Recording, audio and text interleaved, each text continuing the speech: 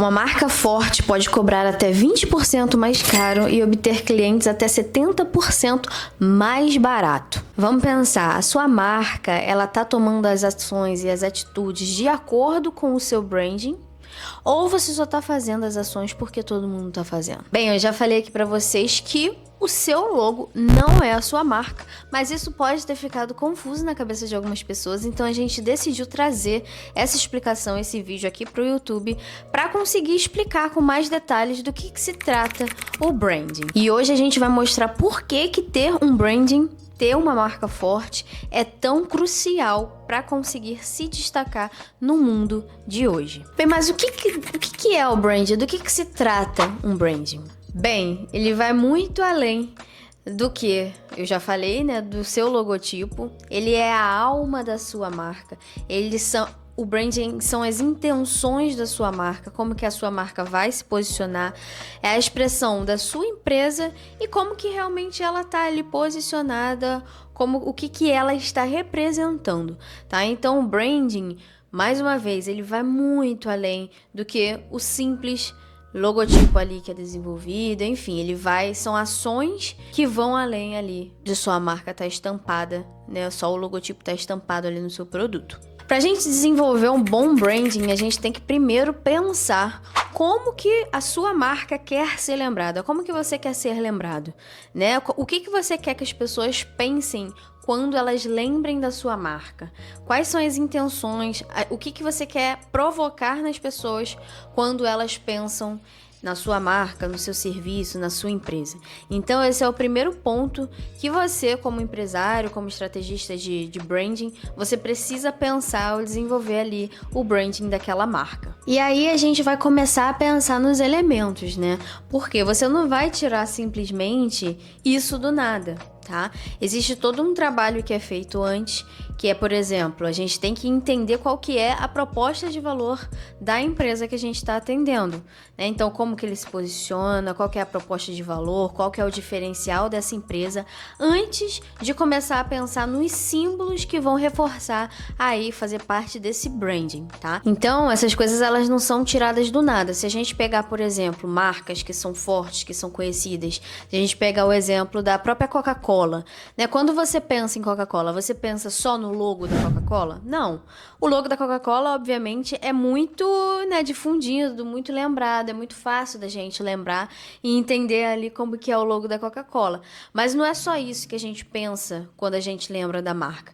A gente pensa no vermelho, né, nas cores, a gente pode pensar no Papai Noel, a gente pode pensar no Abra Felicidade, a gente pode pensar num almoço de domingo com a família, com os amigos, a gente pensa em celebração, a gente pensa em união. Então, todos esses elementos que eu falei aqui agora, eles compõem um branding da Coca-Cola, tá? E aí, como eu já falei, ele vai além do logo. Eu não falei só do logotipo. Se eu estampar somente o logotipo aqui, sem fazer menção ou sem fazer ações que reforcem todos esses outros pontos que eu mencionei antes, você pensaria em tudo isso sozinho? Só olhando pro logo? Sem conhecer a Coca-Cola? Sem saber das suas intenções? Sem ver suas propagandas? Sem saber dos seus slogans? Sem ouvir as suas músicas? Enfim, você saberia de tudo isso? Você teria essa sensação? Muito provavelmente não, né? Então, quando você começa a construir ali o branding da empresa, você começa a pensar em todos esses elementos que vão reforçar e fixar na cabeça do seu consumidor, do seu cliente, tá? Então esses seriam os primeiros pontos ali que a gente teria que analisar. Depois que você tem toda essa parte de propósitos bem delimitada, tudo muito bem pensado ali, estruturado, a gente passa por uma etapa que também é crucial, é muito importante, que é determinar quais são os conjuntos de crenças dessa marca. Então, por exemplo, o que ela acredita, como que ela se posiciona, o que ela não tolera também, quais são os nãos dessa marca, o que ela não faz, como que ela não se posiciona em determinados assuntos, quais são as crenças dessa marca, o que ela defende, né? Quais são os ideais dessa marca. Tudo isso, gente, parece, nossa, ninguém faz isso, mas muitas marcas grandes que realmente possuem as suas marcas, né, os seus brands bem desenvolvidos, tudo isso está muito bem estruturado. E aí eu reforço mais uma vez, as ações, elas não são ao acaso. tudo é intencional para reforçar esse branding que já existe, essa documentação, todo esse processo que já foi desenvolvido lá atrás. Então, o terceiro ponto aí, a gente vem, né, o primeiro, o segundo, agora o terceiro, a gente entender o conjunto de crenças dessa marca. E aí, gente, um ponto muito importante, né? O branding, ele não é algo que é criado de um dia para o outro. A gente define ali os pontos do branding, mas todo esse reforço, essa repetição, ela vem sendo feita ao longo do tempo, tá? Ela vai sendo feita ao longo do tempo para que esse branding realmente ele se estruture, ele perpetue. Tá? Então é uma repetição da forma de se comunicar, é uma repetição dos elementos usados, é uma repetição das frases, das mensagens, enfim, é uma repetição até que aquilo dali realmente perpetue.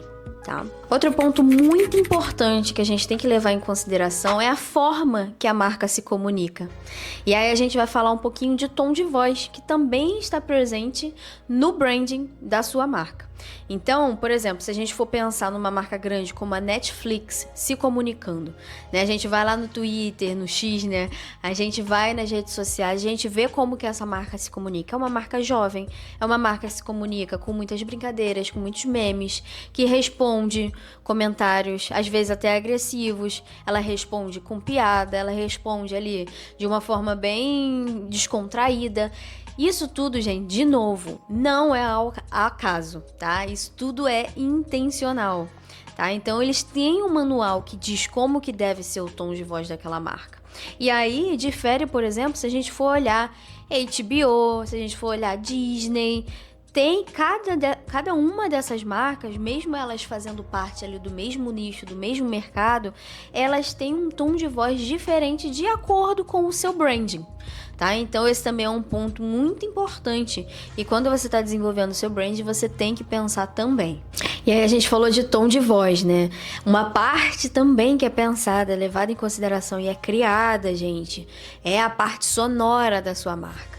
Então se eu fizer um tandam, a gente já sabe, a maioria das pessoas, né, pelo menos quem tem esse serviço, já sabe que se trata do Netflix. Né? Então, a parte sonora, a forma com que as marcas se apresentam, também é muito importante. Então, se a gente for olhar, por exemplo, marcas de luxo, geralmente tem uma música mais calma, um instrumental, né? E aí, se a gente for ver marcas mais joviais, geralmente tem músicas da cultura atual, cultura pop, funk, enfim. Marcas mais joviais, marcas que têm esse posicionamento mais jovial, mais ali próximo da comunidade, mais jovem, etc. Então, também a parte sonora é um ponto que está dentro do branding que deve ser levado em consideração. E aí a gente falou da fala, a gente falou do sonoro e tem a parte do olfato também, né? O cheiro. Vocês já perceberam quando vocês passam na frente de uma loja, por exemplo, da Melissa, que sai aquele cheiro ali que é característico da loja da Melissa. Não tem mais nenhum local aquele cheiro. E você já pensa, é uma loja da Melissa. Você olha e é uma loja da Melissa. Aquilo dali, gente, não é à toa, é proposital também, tá? Então, muitas marcas, elas se apropriam também da parte olfativa. Tá? Do olfato e trazem nas suas marcas, nos seus produtos, nas suas lojas, todos esses elementos que reforçam ainda mais o branding. Então, por exemplo, tem lojas de roupa que tem o seu cheirinho ali só da loja da roupa, de roupa. E eles às vezes até comercializam esse cheirinho, tá? Tem determinados shoppings, aqui no Rio de Janeiro isso tem muito. Quando você entra no shopping, você já sente aquele cheiro do shopping, né? Então, isso tudo também para reforçar os elementos ali, reforçar o seu branding. Um exemplo muito bacana dessa parte do olfato é o que estourou aí recentemente, né? São o Carmed, né? Que é a parceria ali da CIMED com as balas Fine. A bala Fine, né? Tem aquele cheiro muito característico de bala Fine. E o produto da Carmed fez essa collab e conseguiu colocar o cheirinho das balas Fine no gloss labial, né? Então, para você ver como que é tão forte essa questão do olfato, né, do cheiro num produto, que levando para um outro produto também conseguiu aí fazer uma colaboração muito bacana, integrou ali 2 em 1 e o público ficou muito satisfeito. Gente, são muitos os pontos que são levados em consideração quando você está pensando em branding.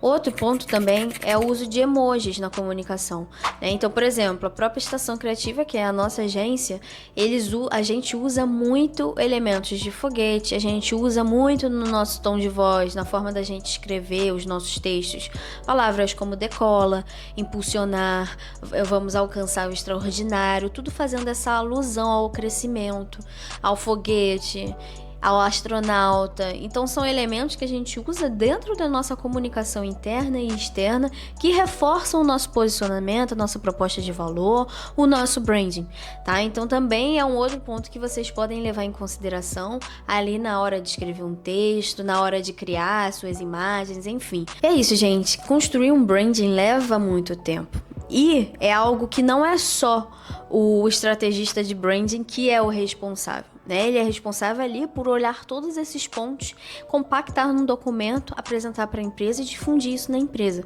Porém, quem vai levar no dia a dia são os vendedores, quem vai levar no dia a dia é a própria parte de social media, de redes sociais, é o próprio atendimento que vai perpetuar esse tom de voz que foi desenhado, que foi delimitado.